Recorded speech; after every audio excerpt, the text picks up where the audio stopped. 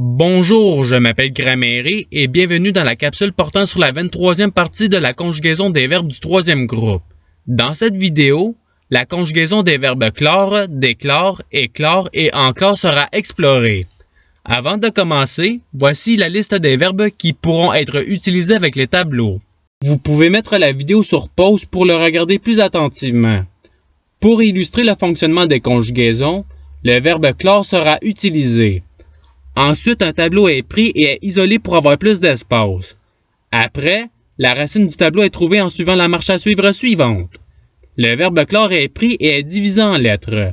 La même chose est faite avec la racine code. Ensuite, chaque lettre passe par chaque caractère donnant la racine CLOS. Une fois la racine du verbe obtenue, les conjugaisons du tableau peuvent être faites. Si la colonne du subjonctif présent, un temps mode commençant par le mot que est sélectionné, les conjugaisons seront que je close, que tu closes, qu'il close, que nous closions, que vous closiez, qu'il close. Et c'est ce qui finit les conjugaisons du premier tableau. Allons maintenant au deuxième tableau. Dans ce tableau, il y a une racine à trouver. Le verbe clore est donc pris et est divisé en lettres. La même chose est faite avec la racine code. Ensuite, chaque lettre passe par chaque caractère donnant la racine CLO. Une fois la racine du verbe obtenue, les conjugaisons du tableau peuvent être faites. Si la colonne du futur simple est sélectionnée, les conjugaisons seront je clorerai, tu cloras, il clora, nous clorons, vous clorez, ils cloront. Pour le conditionnel présent, les conjugaisons seront je clorais, tu clorais, il clorait, nous clorions, vous cloriez, il clorait. Et c'est ce qui termine les conjugaisons du deuxième tableau. Allons maintenant au troisième tableau. Dans ce tableau, il n'y a pas de pronom nous ou de pronom vous. Une autre chose à noter est que le tableau de gauche s'applique au verbe clore et éclore, alors que le tableau de droite s'applique au verbe déclore et enclore. Vu que le verbe utilisé est clore, le tableau de gauche est pris et les deux racines trouvées remplacent celles dans le tableau. Par la suite, la troisième racine est trouvée de la même manière que la fois précédente. Une fois les racines trouvées, les conjugaisons peuvent être faites.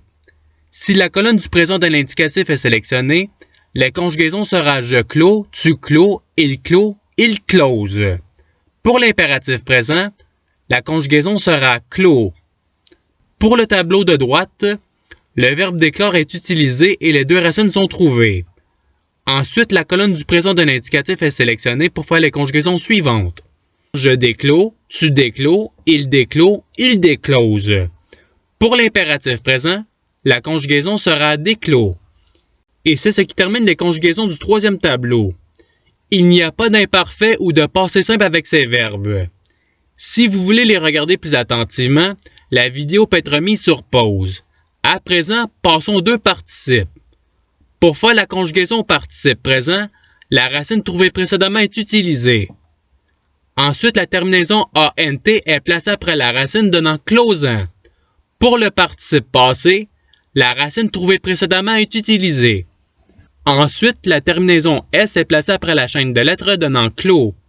Et c'est tout pour les participes. La vidéo peut être mise sur pause pour regarder les tableaux plus attentivement. Il ne reste plus que les conjugaisons avec les verbes auxiliaires. Le verbe auxiliaire avoir sera le premier utilisé. Pour les conjugaisons avec ce verbe auxiliaire, le verbe utilisé sera clore. Ce verbe est pris et est conjugué au participe passé donnant clos. Après, ce verbe remplace la chaîne de caractères VPP qui est à la droite du verbe avoir conjugué. Et voilà, les conjugaisons de tous les temps et modes sont faites. Il n'y a plus qu'à choisir le verbe conjugué désiré. Pour les conjugaisons avec le verbe auxiliaire être, le verbe utilisé sera clore. Ce verbe est pris et est conjugué au participe passé. Après, ce verbe remplace la chaîne de caractères VPP qui est à la droite du verbe être conjugué. Par la suite, l'accord des verbes au participe passé se fait. Et voilà, les conjugaisons de tous les temps et modes sont faites. Il n'y a plus qu'à choisir le verbe conjugué désiré.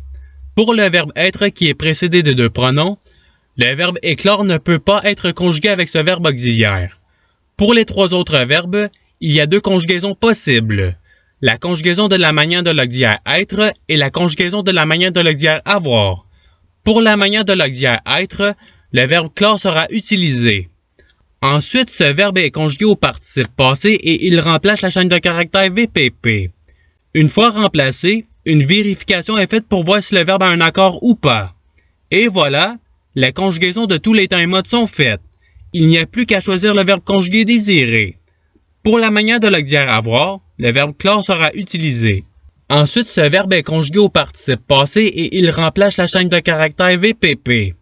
Et voilà, toutes les conjugaisons sont faites. Il n'y a pas d'accord qui se fait ici, peu importe le pronom qui se trouve à la gauche du verbe conjugué. Voici à présent le tableau de conjugaison avec l'auxiliaire avoir.